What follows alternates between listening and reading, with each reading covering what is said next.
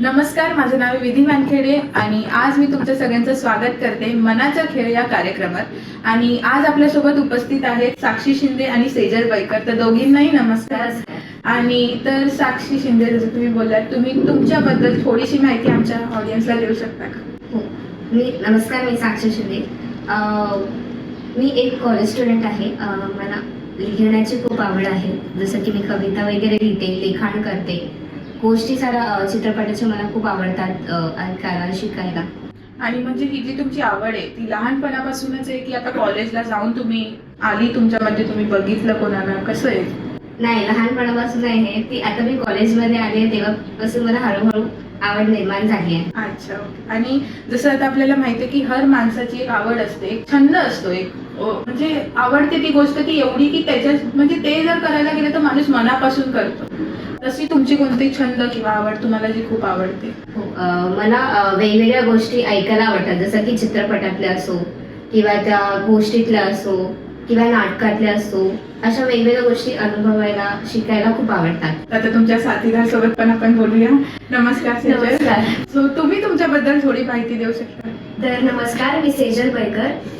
मी पण college going स्टुडंटच आहे। मला कुकिंग, डान्सिंग, सिंगिंग ह्या सगळ्या गोष्टी मला खूप आवडतात। म्हणजे तुम्ही ऍक्टिव्हली हर गोष्टीमध्ये तुम्ही असतात? हा, म्हणजे असं इन्व्हॉल्व मल्टीटास्किंग सगळ्यामध्येच, हा। सगळ्यामध्ये थोडी थोडी आवड जरी आहे। हा।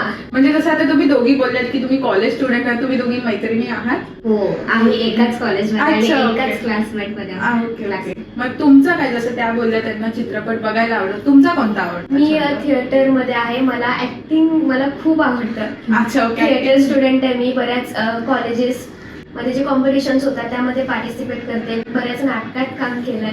सो मला थिएटर खूप आवडतं। मग तुमचा पण हा छंद आधीपासूनच का हो। आतापासून? म्हणजे नाही, तुम्ही कधीपासून चालू केलं थिएटर? ऍक्च्युली ऍक्टिंग हे मला लहानपणापासूनच आवडायचं।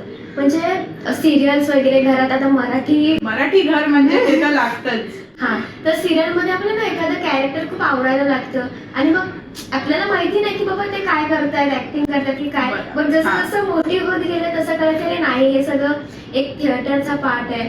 सो नंतर जशा गोष्टी इन्फॉर्मेशन घेत गेले तसं तसं ते आवडायला लागलं। बरोबर। आता जे तुम्हाला माहिती असेल, आपल्या जे कार्यक्रमाचं नाव आहे मनाचे खेळ, तर तुमच्या अकॉर्डिंग मनाचे खेळ याचं डेफिनेशन तुम्ही कसं देणार?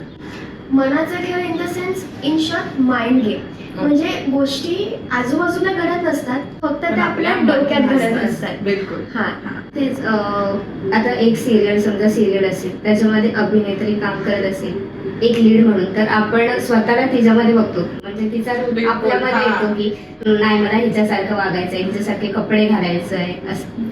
ते काय, आणि मराठी खानदान म्हटलं तर सिरियली तर येतातच सगळे। झी मराठी अशी उभी असते समोर आपल्या, सकाळपासून ते रात्रीपर्यंत चालूच serial असतं। असते. एक्झॅक्ट। आता तुम्ही जसे बोलले तुम्ही थिएटरमध्ये, तर तुमचा आवडता कोणतं नाटक आहे किंवा कोणतं थिएटर जे तुम्ही खूप बघून असं बोलतात नाही की इन्स्पिरेशन आलं किंवा तुम्हाला त्याच्यात उभं करून बघितलंय स्वतः? नाटक असं नाही म्हणता येणार। म्हणजे आता हळूहळू कळत गेलं की बाबा नाटक तर आहेच, पण आधी मला असं खूप झालेलं की स्पेशली सिरियल, कारण तेव्हा आपल्याला माहिती नसतं की आपल्या डोक्यात काय चाललं, अरे हे खूप भारी आहे, जे काही कॅरेक्टर खूप भारी आहे ना, तर मी तीच आहे असं आपण इमॅजिन करायला आपण सुरुवात करतो। आणि राहिला प्रश्न नाटकाचा, तर कॉलेजमध्ये मी घरोटं नावाचं नाटक केलेलं। घरोटं मालवणी नाटक होतं। मी मालवणी नाहीये, पण तरी त्या नाटकासाठी शिकलेले असं। पण तुम्ही कोणत्या गावाचे? मी कोकण, रत्नागिरी। मी महाड। मग तुमच्या गावाला पण असं चालतं नाटक वगैरे? कोकण जसं तुम्ही कोकण. बोलली तर नाटक तर येतच। Of course, yes yes. तुमचं गावी असं केलं नाहीये, बट इच्छा आहे खूप। इच्छा आधीपासूनची? अच्छा, ओके। आणि तुम्ही जसं तुम्ही बोलले चित्रपट बघायला आवडतो, तर असा कोणता चित्रपट जे डोक्यात एकदम बसलेला असेल की बाबा ह्याच्यातून शिकायला भेटलं किंवा काहीतरी चांगलं भेटलंय असं? मी एक चित्रपट बघितलेला, फत्ते शिकन, जो छत्रपती शिवाजी महाराजांचा रिलेटेड होता, आणि त्याची जी हिस्ट्री होती वगैरे ती मला खूप आवडली बघायला आणि समजायला पण खूप आवडली। आणि थिएटर जसं तुम्ही बोलले तुम्हाला आवड आहे, करिअर तुम्ही त्याच्यात बनवू शकता असं तुम्हाला वाटते पूर्ण, म्हणजे तुम्ही करून घ्याल त्याच्यातच? हो, मला खूप आवडतं। म्हणजे अगदी लेक्चर सोडून दिवस तुम्ही थिएटरमध्ये करू शकता, इन्व्हॉल्वमेंट. आणि इव्हन आता कॉलेजमध्ये युथ फेस्टिवल म्हणून एक फेस्टिवल कॉम्पिटिशन झालेलं, त्यात पण गोल्ड मेडल आमच्या ग्रुपला मिळालेलं. घरवटा नाटक होतं, मालवणी होतं आता सांगितलं तसं. तर खूप मजा येते. थिएटर बोललं की मग गोष्टी इमॅजिनरी असतात सगळ्याच गोष्टी, कारण आपण आपल्याकडे त्या मोमेंटला सगळ्या गोष्टी अवेलेबल नसतात. सो त्या सगळ्या गोष्टी आपल्याला बोलतात ना, माइंड करतो एखाद्या गोष्टीच्या. आणि थिएटर असं आहे जिथे इमॅजिन करावंच लागते. मनाचे खेळ आहेत ऑनेस्टली सगळं कारण बोलायला खूप वेळा गेलं गोष्टी नाही आपल्याला भेटत, तर आपण इमॅजिनेशन करून ते ते सगळं सगळं. आता प्रोफेशन वगैरे हे सगळ्या गोष्टी आताच. आणि मी सांगितलं तसं की मला लहानपणापासून थिएटर खूप आवडायचं. आणि तेव्हा एक सिरियल लागायची देवयानी म्हणून, खूप फेमस होती, खूप चांगलीच गाणी आणि होती. त्यात ऍक्च्युली ती कोल्हापूरची होती. आणि मी अर्थात तेव्हा मी खूप लहान होते, त्यामुळे ती कोल्हापुरी भाषा तेव्हा माझ्यासाठी खूप नवीन होती. तर त्या भाषेवरून आहे ना, मला त्यातलं जे कॅरेक्टर आहे ना देवयानीचं, ते मला प्रचंड आवडायचं. प्रचंड म्हणजे खूप. मी अगदी दिवसभर जेवढा वेळा ती सिरियल टेलिकास्ट होते तेव्हा मी ते बघायचंच. म्हणजे आता एवढं नाही वाटत, बट मी तेव्हाच सांगते की तेव्हा खूप म्हणजे ना आपण ते पूर्ण कॅरेक्टरच बनून जातो. तेव्हा तर असं होतं की भाई समोर आरशासमोर बघितलं आणि मीच आहे ती. इव्हन मला अजून पण सवय आहे की आरशासमोर उभं राहून, इव्हन कॉलेजचे एक्झामचे आन्सर्स वगैरे मी असं बसून की नाही आता बोलायचं हे सगळं असतं. हा.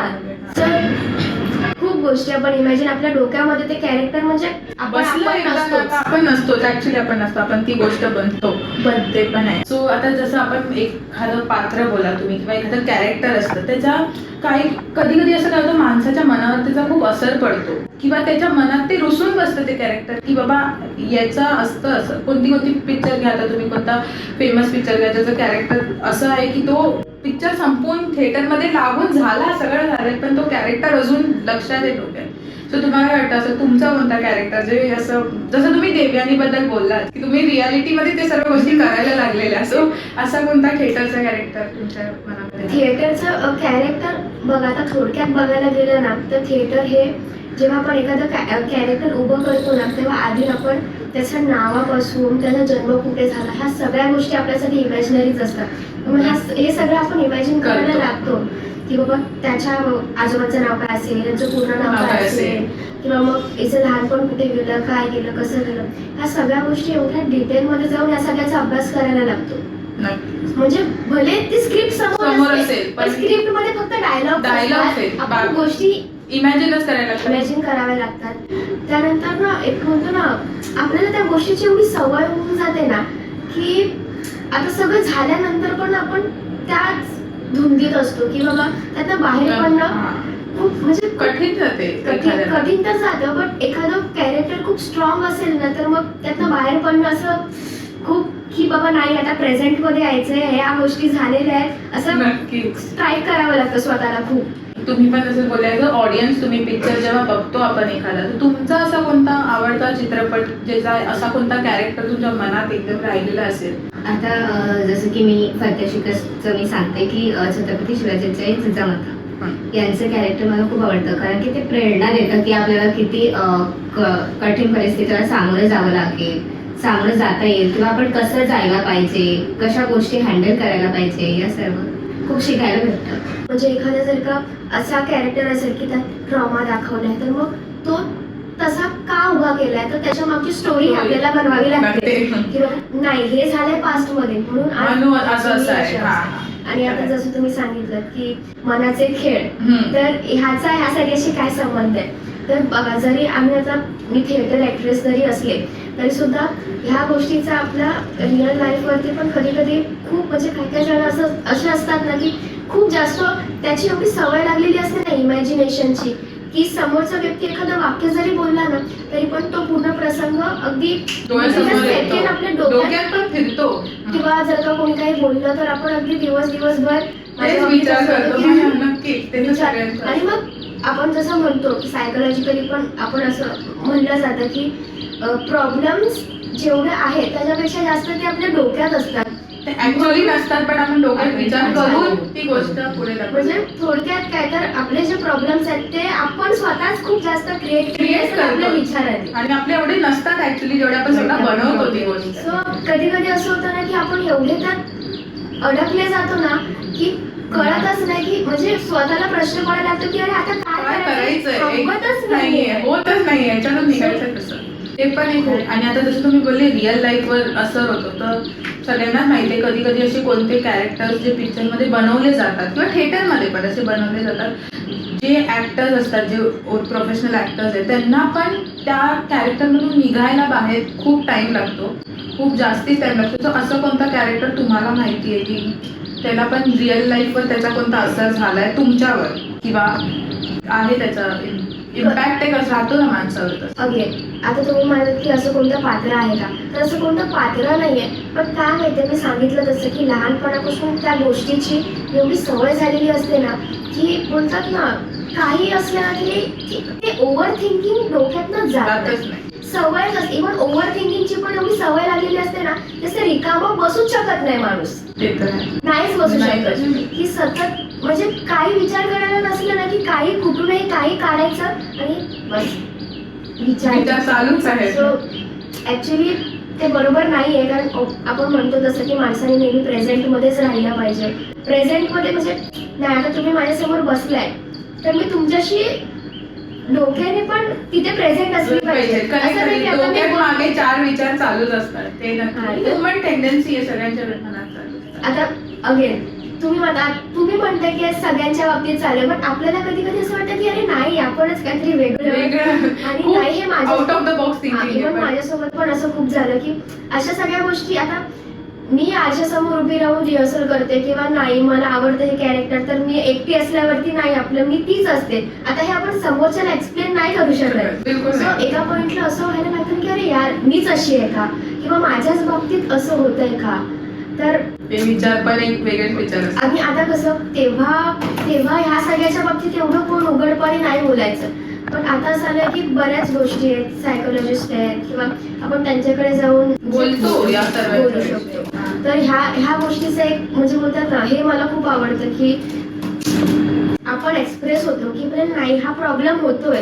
म्हणजे आता हे माझ्याच बाबतीत नाहीये, खूप जणांच्या बाबतीत आहे. बट अगेन की आपण बोलत नाही आणि मग ते होतं ते आणि मग नंतर त्या गोष्टीचा एवढा नेक्स्ट लेवल परिणाम होतो ना की माणसांवर त्याचा असर तरी खूप जास्त. आणि जे जीवावरती सुद्धा भेटतं. कधी कधी होतं नाही कळत आपण ऑफेन्सिव्ह काय कोणता बघतोय. कॅरेक्टर बघितला किंवा विलन जे असतात ते पण बनतात, त्यांचा पण असर खूप वेगळ्या पद्धतीने होतो. हा इव्हन कधी कधी ना आपल्या पास्ट मध्ये अशा काही गोष्टी घडलेल्या असतात ना ते की रिलेट होऊन जातात कधी कधी ते पिक्चरशी. असं बोलत नाही, एखादी गोष्ट ट्रिगर होते ना माणसाला, त्या प्रकारे ती ट्रिगर होते आणि ट्रिगर होते आणि मग ते कोणत्या लेवल पर्यंत जात आपल्याला. आता ते समजा नक्कीच नसतं माहिती. नाही आपल्याला नाही आता हा सीन बघितलाय की बाबा ह्यानी असं असं मला फसवलंय आणि नंतर जाऊन जर का ते झालं तर मग तेव्हा तो जो राग राग आहे आहे. तो राग कोणत्या लेवल पर्यंत जाईल ना. आणि मग आपण स्वतःच कधी कधी एवढं नुकसान करून बसतो आणि त्याची आपल्याला कल्पना सुद्धा नसते.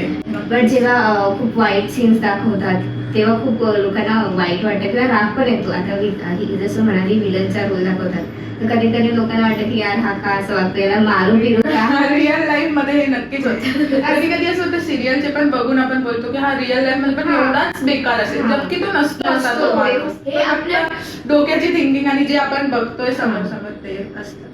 आणि तसे तुम्ही बरं तुम्ही कॉलेज स्टुडंट आहात, तर युजली कॉलेजेसमध्ये तर खूप चालतं स्क्रीनिंग घ्या, पिक्चर दाखवा, तुमचे जे सब्जेक्ट्स असतात त्याच्यामध्ये देखील असं सगळं होतं. सो तुमचा काय अनुभव आहे ती like as a college student तुम्ही बघ, आता थिएटर जर बाजूला जरी ठेवलं तुमचं आणि फक्त ॲज अ कॉलेज स्टुडंट तुम्ही बघितलं तर तुमचं काय मत आहे, मनाचे खेळ कसे असतात?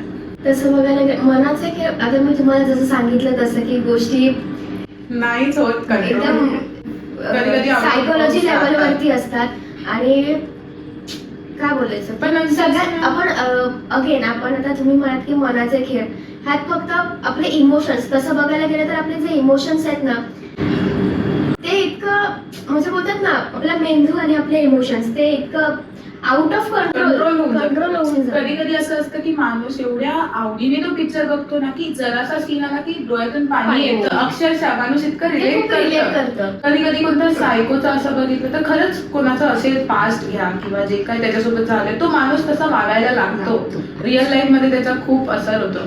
आणि जसं आता आपण बोलतोय की मनाचे खेळ जे आहे तर तुमच्यासोबत असा मनाचा खेळ तुमच्यासोबत झाला कोणता अनुभव तुम्ही शेअर करू शकता? हा तर गावी माझ्या भावाचं लग्न होतं आणि गावी कसं नॉर्मली अंधार असतो सगळीकडे, लाईट्स नसतात फार. नसतात, हा. म्हणजे खेडेगाव नॉर्मली हा. गावात आता आलेत बऱ्यापैकी सगळीकडे, बट खेडेगावात अजूनही नाहीये आमच्या इकडे. म्हणजे हा तुम्ही जो प्रसंग सांगताय तो तरी कधीचा माझं असेल? घडलेलं आहे, रिसेंटच आहे, फार आत्ताचाच काय. आहे. अच्छा, हा. ओके. हा.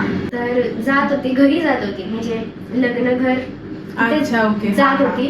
तर ना अचानक असं पैंजणांचा आवाज यायला लागला, असं छम छम छम छम. सो असं कसं आपल्याला एकतर इकडे मुंबईमध्ये राहतो, शहरात राहतो, त्यामुळे अंधाराची एकतर सवय नसते, त्यामुळे असं नक्कीच. बऱ्याच गोष्टी डोक्यात येतात. येतात. सो जात होते आणि ते छम छम छम छम सो घाबरले, कारण आजूबाजूला कोण नव्हतं, ते घाबरले. मग नंतर धावायला लागले, धावायला लागलं. तर मला तसं जाणवायला लागलं की अरे त्याच स्पीडने त्या घुगऱ्यांचे आवाज पण असे नॉर्मली कसे पावलं चालताना किंवा धावताना आपण ते जाणवतं की ना आता धावतंय कोणीतरी. सो तसं वाटायला लागलं की धावतंय. घरी गेले, सगळं नॉर्मल झालं, थोडी नॉर्मल झाले, डोकं स्थिरावलं, बसायला गेले जस्ट, आणि ना खिशातून चिल्लर बाहेर पडले. सो नंतर क्लिक झाला की अरे ते पैठणांचा आवाज नव्हता, चिल्लरचा आवाज होता. पण ऍक्च्युली हे सर्व आपल्या गाव साईडला भरपूर आपण ऐकतो ना, तर ते गावाच्या साईडला खूप असतं. बॉम्बेला आपल्याला एवढी सवय नसते. आणि कसं ऍक्च्युली हे गर्दीचं शहर जरी आहे. तिथे नसलं ना तरी पण ते माझ्या डोक्यात होतं की आता बऱ्याच गोष्टी आपण ऐकल्यात, त्यामुळे त्या गोष्टी आपण इमॅजिन आणि करायला लागतो. गावाला गेलो का आधी सर्व कधी येतच की बाबा रात्रीचं बाहेर नाही निघायचं, काय ना काय असतं करून. नक्कीच. तर ते तेव्हा जर तुमचा हा किस्सा आता तुम्हाला जेव्हा असं माइंड वाटतं, शांत झालं तेव्हा कळलं की अरे आहे काहीतरी खिशात ते वाचतंय. त्याच्यामुळे ओके. आणि आता जेव्हा आत्ताची जी आपण न्यूज जनरेशन बघतो, तुम्ही पण नक्कीच त्याच्यातले, तर तुम्हाला काय वाटतं आत्ताची जनरेशन जी ओव्हर थिंकिंग मध्ये भरपूर इन्व्हॉल्ड आहे, भरपूर म्हणजे खूप, तर तुम्हाला काय वाटतं की कसं ती आपण थांबवू शकतो? आणि कारण आता बघायला गेलं तर माणसाच्या डोक्यात सेकंड मध्ये इतके विचार येतात ना, वेगळ्या गोष्टीला घेऊन, सो ते ओव्हर थिंकिंग मध्ये बदलतं आणि आपण जास्तीत जेवढं नाही करायचं त्याच्यापेक्षा जास्त आपण विचार करायला लागतो. तुम्हाला काय वाटतं की कसं आपण थांबवू शकतो? मला तर वाटतं की काही गोष्टी तुम्ही तुमच्या मित्रमंडळींना शेअर करा, बट काही गोष्टी अशा असतात की आपण शेअर पण नाही करू शकत. तर तुम्ही एका पेपरावर कागदावर लिहू शकतात आणि तो कागद फाडून तुम्ही पेपर टाकू शकता. म्हणजे मला एवढं तर काय सोपं पण- असतं का तुम्हाला वाटतं असं हे सगळी गोष्ट? नाही सोपं तर नक्कीच काहीच नसतं. नसतं. पण काय माहितीये का, आपला जो मेंदू आहे ना, आता असं बघायला गेलं तर अख्ख्या जगात सगळ्यात शक्तिशाली जर का कोणती गोष्ट असेल ना तर तो आपला मेंदू आहे. नक्कीच. मी जसं सांगितलं तसं बऱ्याच गोष्टी इथून होत असतात. तर आपल्याला मेंदूने आपल्याला कंट्रोल नाही केला पाहिजे, आपण मेंदूला मेंदूला कंट्रोल control की केलं. नाही. आता समजा फॉर एक्झाम्पल काहीतरी लिहिते, मला कंटाळा येतोय पण मला ते पूर्ण करायचंय. सो आपण स्वतःला सांगितलं पाहिजे की अरे नाही आता कंटाळा येऊन चालणार नाही, हे कम्प्लीट करायचंय. आपण त्याला इन्स्ट्रक्शन दिलं पाहिजे, त्यांनी आपल्याला इन्स्ट्रक्शन दिलं पाहिजे. नक्कीच. सो ऑफकोर्स आता काही करायचं म्हटलं तर ऍक्शन्स ही स्वतःलाच घ्यावी लागते, स्वतःपासूनच सुरुवात करावी लागते. सो मला असं वाटतं की सेल्फ कंट्रोल आपण उगाच नाही म्हणत. ऍक्च्युली तो आपल्या स्वतःवर खूप जास्ती असला पाहिजे आणि चांगल्या गोष्टीत जर तो लावला तर खूप चांगला उपयोगी पडते ती गोष्ट. आणि आता तुम्हाला काय वाटतं की जे आहे आपले मनाचे खेळ किंवा सायकोलॉजी बेसिकली जे आपण बोलतो बेसिक, हा, त्याचा पॉझिटिव्ह इम्पॅक्ट लोकांवर मनावर काय होतो? अगेन मेंदू खूप शक्तिशाली, आपण जसं त्याला सांगतो तशा गोष्टी आपल्या ते एक पिक्चर मधला डायलॉग आहे की पुरी कायनात उसे अगर हम शिद्दत से चाहे तो पूरी कायनात.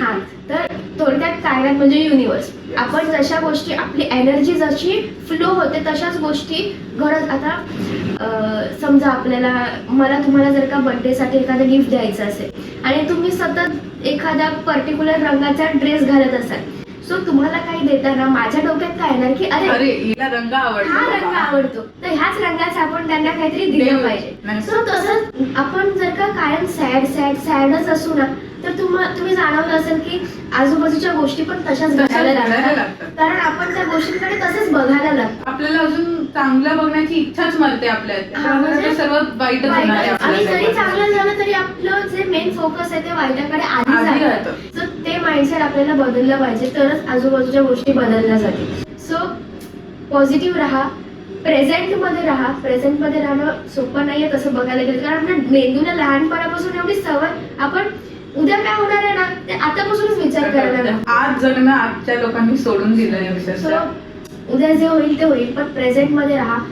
शांत राहा डोक्याने. आणि आपल्याला जर काही एखादी गोष्ट हवी असेल ना तर आपल्या मेंदूला सतत सांगत राहायचं की अरे नाही, ही गोष्ट नाही इझी आणि होणारच आहे म्हटल्यावरती नाही होणार हा प्रश्न उद्भवतच नाही आणि मग सगळं होत चांगलं जातं.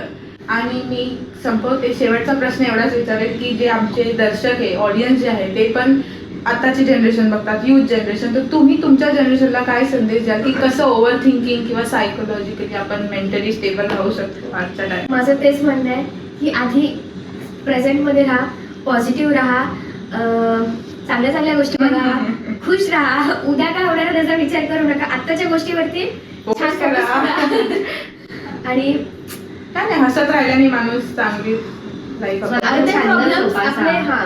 अर्धे प्रॉब्लेम्स आपले तिथे स्वतःहूनच संपतात क्रिएट की होतो ऍक्च्युली. उद्या काय होणार आहे ते सोडून द्या. आत्ताच्या गोष्टीवरती फोकस करा, हॅपी राहा, सगळं चांगलंच होणार आहे असाच विचार करा आणि मग सगळं चांगलंच होतं. तुम्ही आमच्या दर्शकांना काय सांगेल? स्वतःचा छंद जोपासा, तुम्हाला जे आवडेल ते करा. पुढचा विचार करू नका, आत्ताच जगा, खुश राहा. आणि सगळ्यात महत्वाचं म्हणजे पॉझिटिव्हच विचार करा, नेगेटिव्ह कडे, कारण मग नेगेटिव्ह विचार करणं खूप सोपं असतं. पॉझिटिव्ह विचार करायला विचार करावा लागतो. आणि तिकडे डोकं चालवा. सो नक्कीच मी तुमच्या दोघींचं मनापासून धन्यवाद करते. तुम्ही मूल्यवान तुमचा टाइम घेऊन आमच्या शो मध्ये आलात आणि आपण भेटूया आता नेक्स्ट एपिसोड मध्ये एवढीच चांगली एक एंटरटेनिंग स्टोरी घेऊन आणि नवीन guest. So thank you Thank you so thank you much. So much.